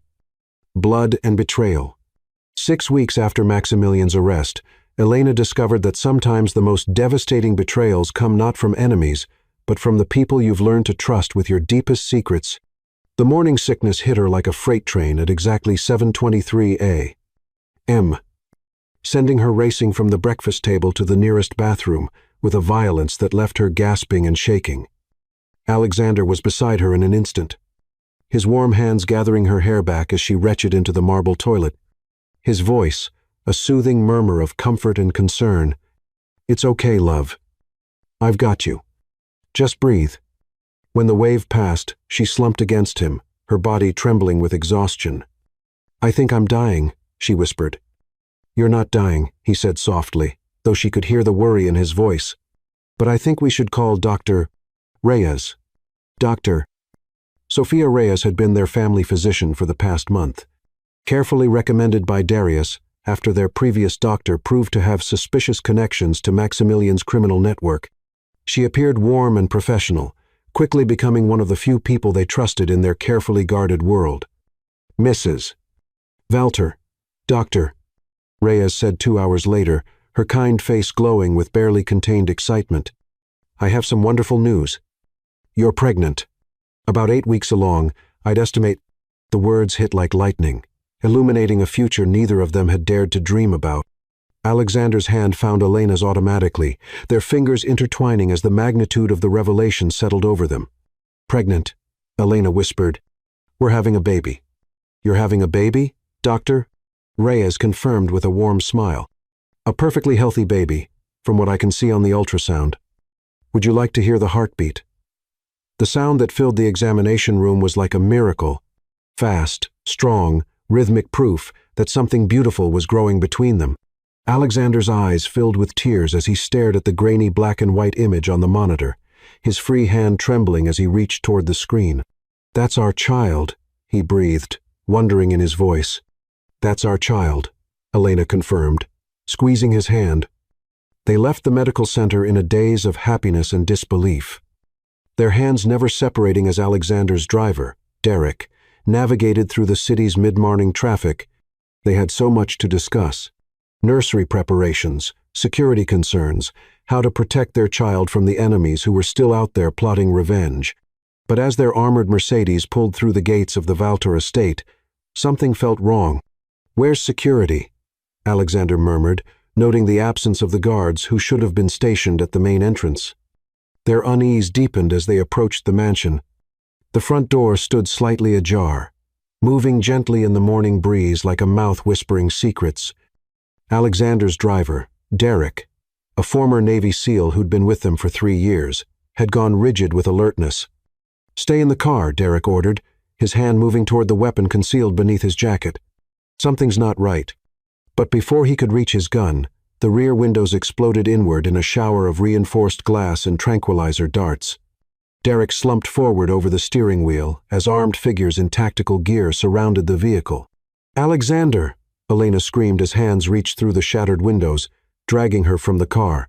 Even as similar figures hauled her husband from the opposite side, the last thing she saw before the dart in her neck took effect was Alexander fighting like a man possessed, his voice roaring her name with desperate fury as consciousness slipped away. When she woke, she was in hell. The warehouse was different from the one where they'd confronted Maximilian, older, more decrepit, with rusted chains hanging from the ceiling and dark stains on the concrete floor that spoke of violence and death. She was zip-tied to a metal chair, her wrists already chafing from her struggles to break free. Across the room, Alexander hung from those ceiling chains, his face bloodied, but his gray eyes blazing with undiminished fury. He was conscious, alert, and focused entirely on her. "Elena," he called out, relief flooding his voice. "Thank God." "Are you hurt?" "I'm okay," she lied, though her head was pounding and her stomach churned with a combination of lingering nausea and terror for their unborn child. How touching. A familiar voice purred from the shadows. The happy couple reunited at last. "Doctor."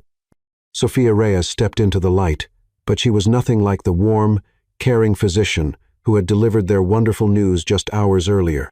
This woman was cold, calculating, with dead eyes that belonged to someone who had seen too much suffering and enjoyed it too much. "You," Alexander breathed, understanding and fury blazing in his voice. "You've been working for them all along." "Not for them, darling. With them. I've been Maximilian's inside person for 5 years, keeping track of his enemies and their weaknesses." She smiled, and the expression was pure evil. "Did you really think your grandfather would go to prison quietly?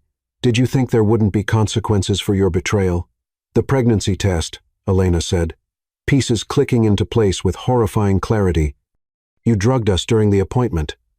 "Very good." The ultrasound gel contained a mild paralytic agent.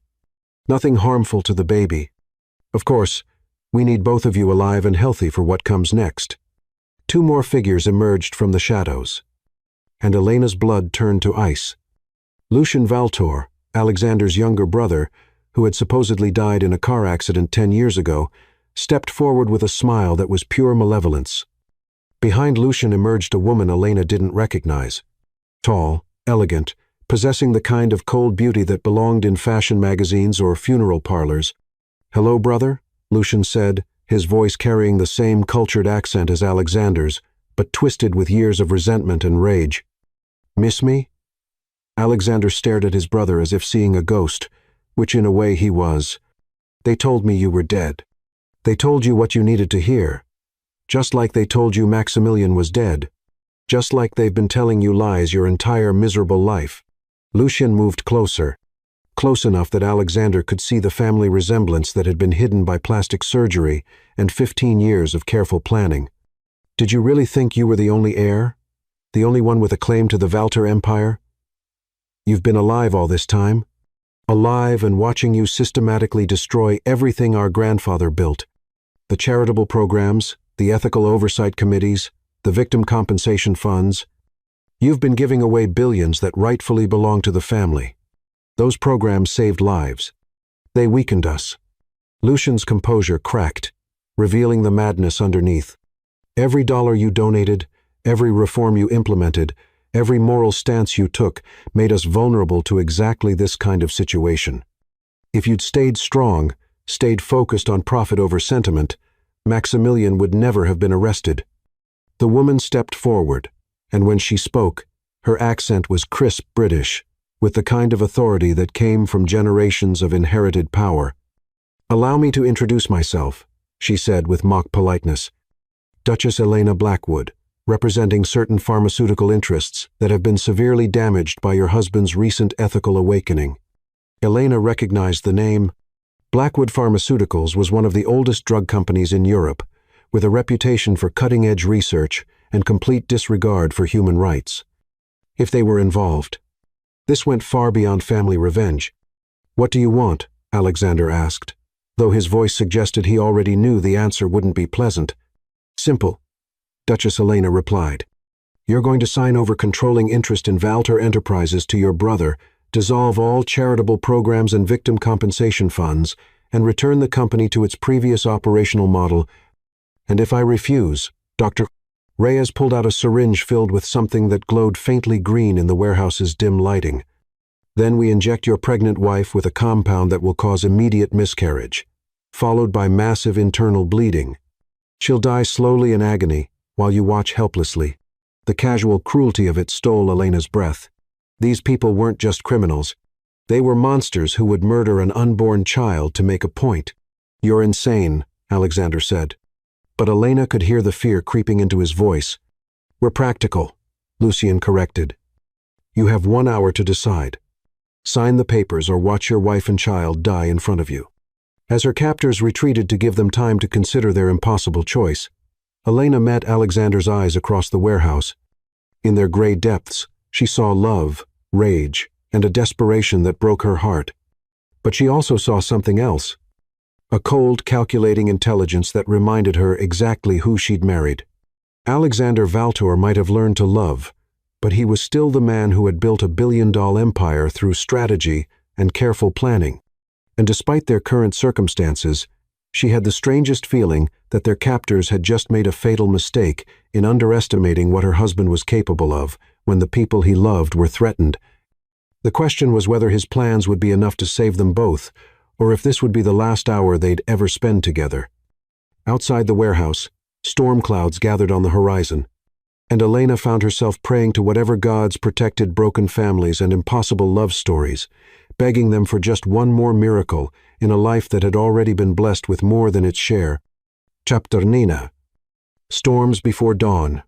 What Alexander's captives didn't know was that a man who had survived Maximilian Walter's cruelty since childhood had learned to plan for every contingency, including the possibility that the people he trusted most might betray him. 57 minutes into their hour of contemplation, Elena watched her husband work magic with nothing but his voice and the kind of psychological manipulation that had been burned into him from birth. He'd been talking to their guards. Casual conversation that sounded like desperate small talk, but was actually something far more calculated. Derek was former military, wasn't he? Alexander was saying to the youngest guard, a nervous-looking kid who couldn't be more than 22. Navy SEAL, I think. Probably had family in the service. Yeah. So, the guard replied, but Elena could hear uncertainty creeping into his voice. Derek served in the Navy SEALs. Alexander continued conversationally. He has a 6-year-old daughter with cerebral palsy, medical expenses that run $30,000 monthly. Loyalty like that doesn't come from paychecks alone. It comes from helping families in crisis. What's your point? My point is that Derek isn't as unconscious as you think he is. And right about now, he's probably wondering why the tracking devices in our phones went dark at exactly the same time our security detail disappeared. The guard's hand moved instinctively toward his radio, and that's when everything went to hell. The warehouse's main entrance exploded inward in a shower of splintered wood and twisted metal as Derek's armored Mercedes crashed through like an avenging angel. Behind it came federal vehicles, black SUVs with DEA and FBI markings that surrounded the building with military precision. Down. Everyone down. Darius Kane's voice boomed through a megaphone as tactical teams poured through every entrance. In the chaos that followed, Elena saw Alexander break free from his chains with movements that spoke of hidden lockpicks and careful preparation. He'd been working on his restraints the entire time, using their captors' psychological games as cover for his own escape preparations. "Elena!" he shouted, racing toward her as gunfire erupted around them. But Lucian was faster. Alexander's brother intercepted him halfway across the warehouse, and the two men crashed into each other with bone-jarring force. They fought like animals. No technique, no artistry, just pure savage fury, fueled by 15 years of lies and resentment.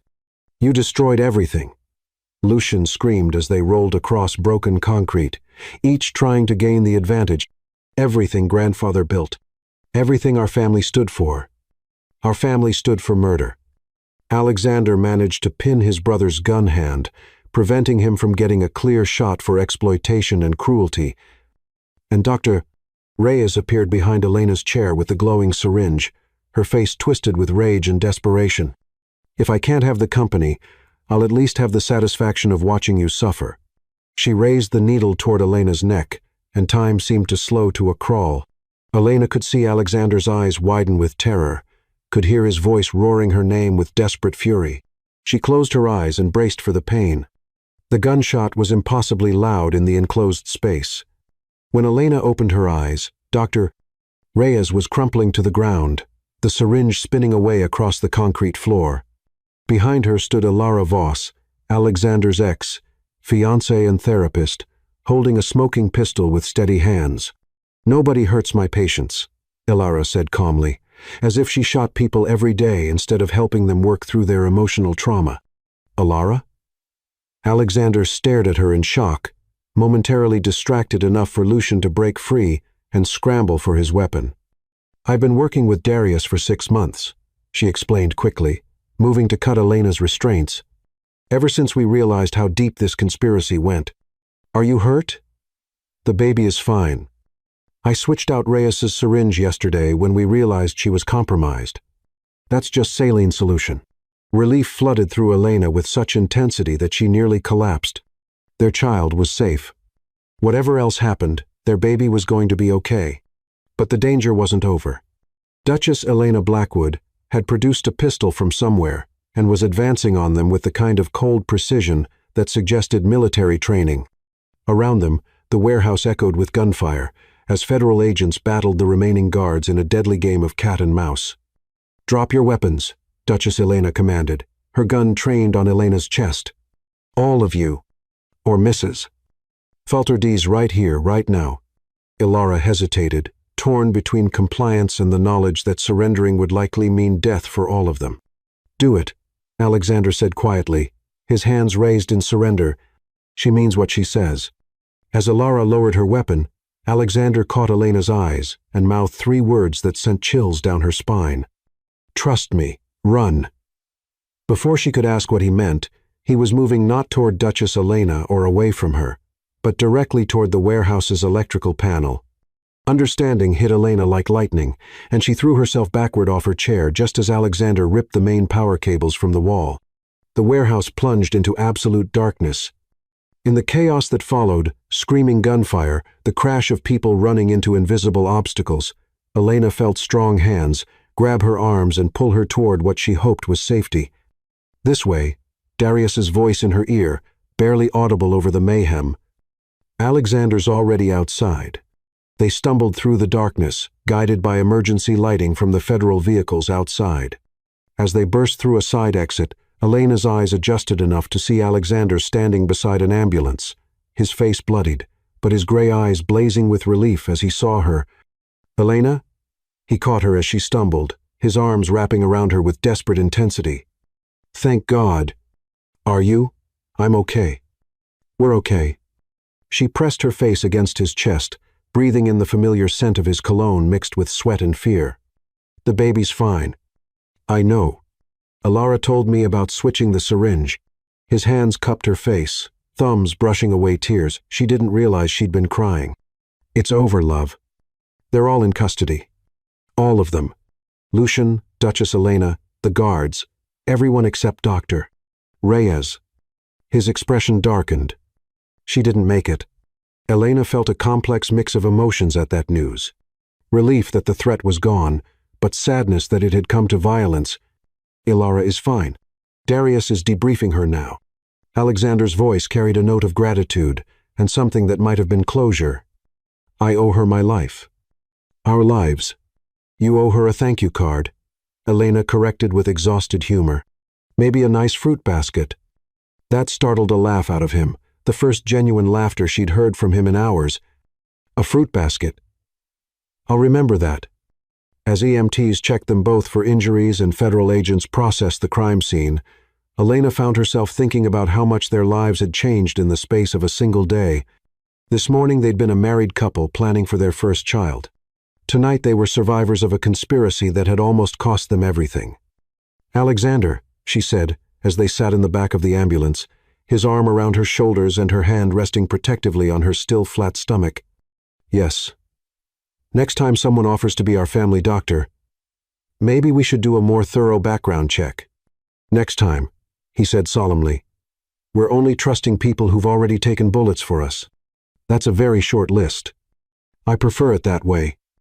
As they drove toward the hospital for a thorough examination, both for Elena's pregnancy and to ensure they hadn't been poisoned or injured during their captivity, she reflected on the strange turn their lives had taken. 6 months ago, she'd been an unknown artist struggling to save her family from bankruptcy. Now, she was the pregnant wife of a billionaire pharmaceutical executive, having survived kidnapping, betrayal, and multiple murder attempts. Do you think it's over? She asked quietly. Really over this time? Alexander was quiet for a long moment, his hand coming to rest over hers on her stomach. Maximilian is in federal prison. Lucian and Duchess Elena will join him there. The pharmaceutical conspiracy that's been operating for decades is finally exposed. That's not what I asked. I know, he sighed, and she could hear the exhaustion in his voice. There will always be enemies, Elena. People who want what we have, who resent what we've done, who think they can profit from our suffering. But the big threats, the existential ones, yes, I think those are over.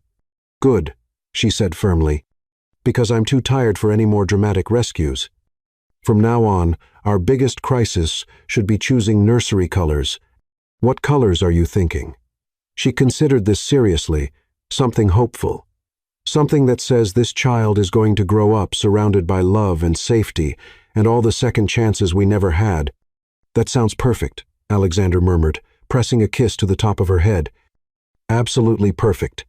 Outside the ambulance windows, the city lights blurred past in streaks of gold and white, carrying them toward a future that suddenly seemed bright with possibility. They'd survived the worst their enemies could throw at them, and they'd done it together. Now all that remained was the beautiful, terrifying, wonderful work of building a family and learning to live happily ever after.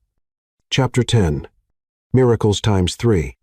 7.5 months later, Elena Valtor stood before the bathroom mirror at 3:17 a.m., watching her husband's reflection as he slept peacefully in their bed, and wondered how much longer she could hide the fact that their lives were about to change in ways they'd never imagined. The pregnancy had been filled with surprises, from the persistent morning sickness to Alexander's endearing habit of reading pharmaceutical research about fetal development to her expanding belly. But the greatest shock came at their 20-week ultrasound when Dr. Lydia Wong, extensively vetted with security clearances rivaling cabinet members, had grown unusually quiet while examining the monitor. Is everything okay? Alexander had asked, his hand gripping Elena's with the kind of tension that spoke of too many recent traumas. Everything is well. It's remarkable, actually. Dr. Wong had turned the monitor toward them with the expression of wonder and professional amazement. You're having triplets, 2 boys and a girl, all developing perfectly." The silence that followed was deafening. Triplets. Alexander had repeated as if the word were in a foreign language. 3 babies, Elena had whispered, staring at the ultrasound screen where 3 distinct heartbeats pulsed like tiny miracles.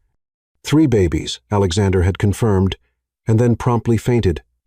Now, as Elena watched the man who had survived childhood trauma, corporate warfare, and multiple assassination attempts sleep with the peaceful expression of someone who'd found genuine happiness, she smiled at the memory. He'd recovered quickly from his fainting spell, of course, and had spent the subsequent months preparing for their expanding family with the kind of obsessive attention to detail that had made him a billionaire. The nursery had been transformed into something that looked like a combination of an art gallery and a high-tech command center. 3 cribs crafted by Italian artisans sat beneath original paintings Elena had created during her pregnancy. Soft, dreamy works that captured the wonder and terror of bringing new life into a world that could be both beautiful and dangerous.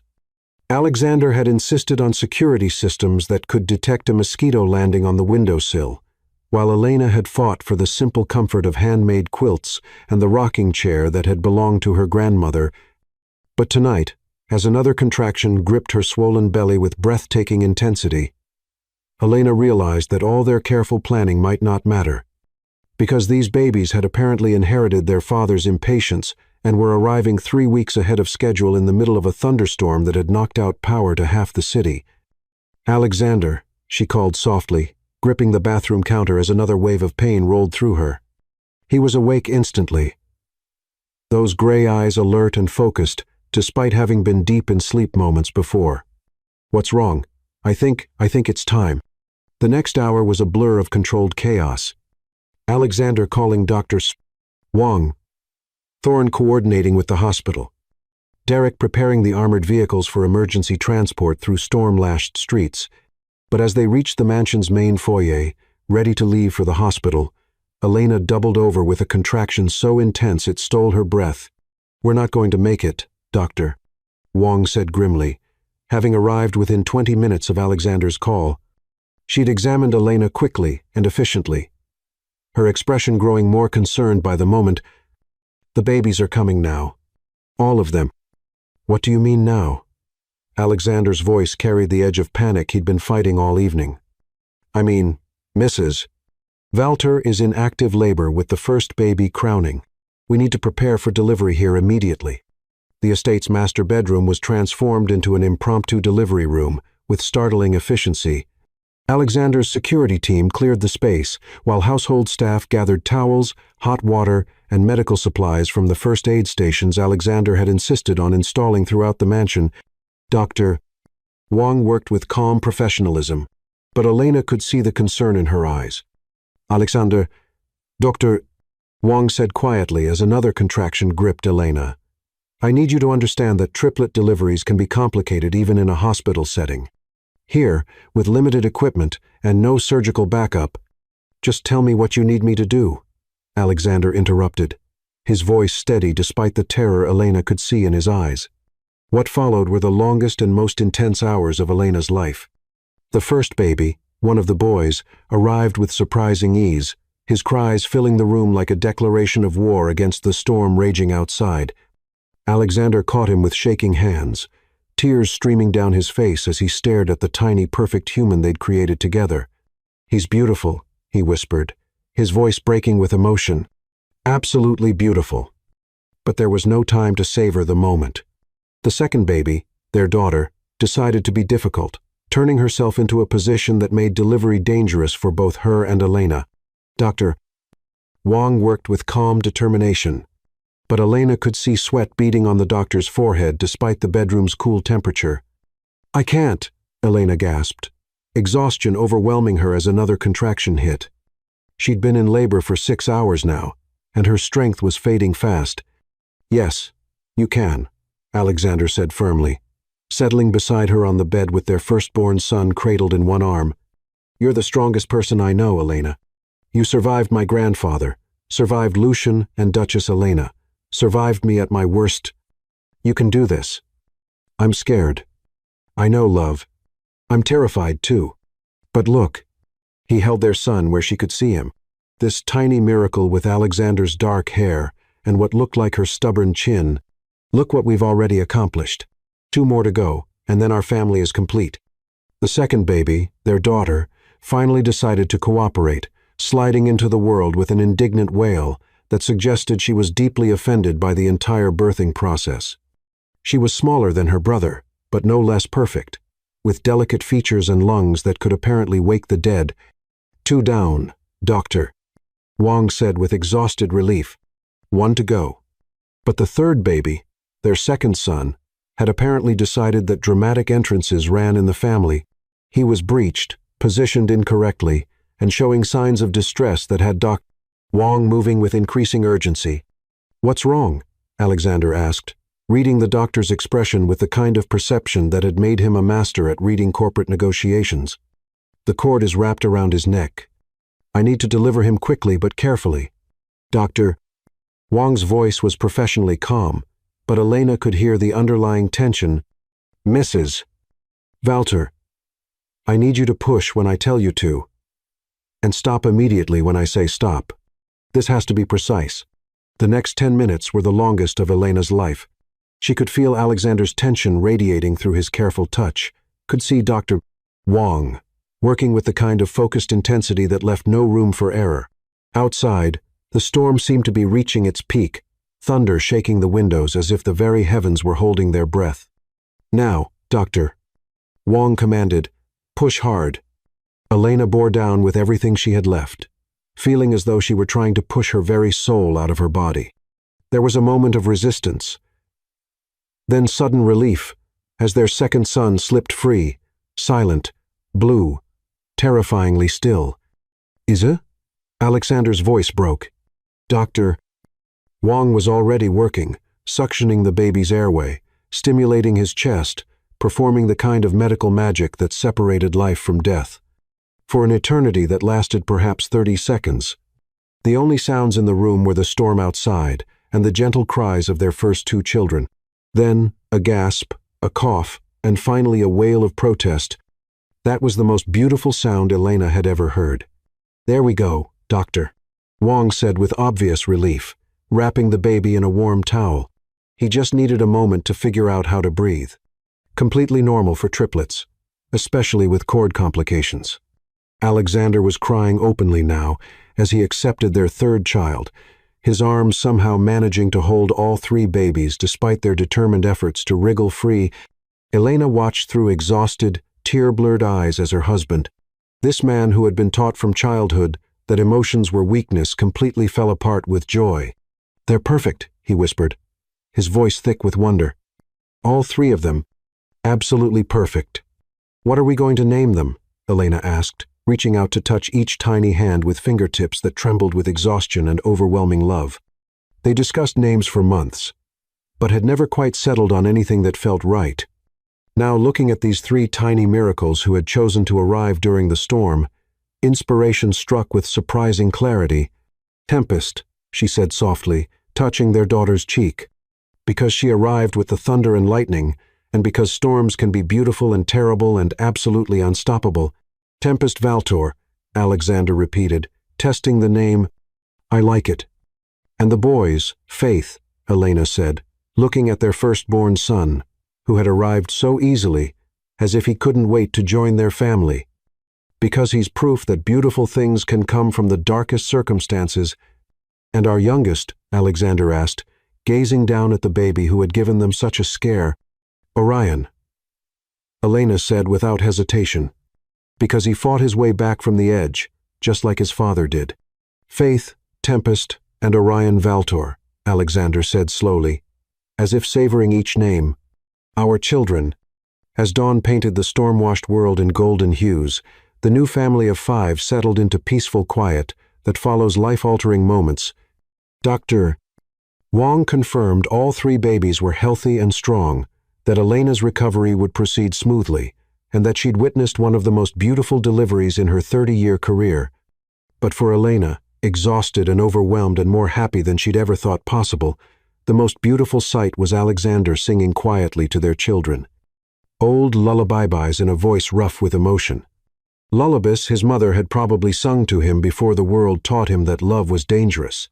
"I love you," she whispered as sleep began to claim her. "I love you too," he replied, his voice soft with wonder and contentment. "All four of you more than I ever thought it was possible to love anything." Outside their bedroom windows, the sun continued its rise over a world that had been washed clean by the storm. The Valter Empire would continue, but it would be different now. Guided by love instead of fear, by hope instead of cruelty, by the knowledge that sometimes the most beautiful families are born from the most unlikely circumstances. And in the nursery down the hall, 3 tiny heartbeats pulsed with the steady rhythm of new life, new hope, and the kind of love that could transform even the coldest billionaire into a man who sang lullabies in the early morning light.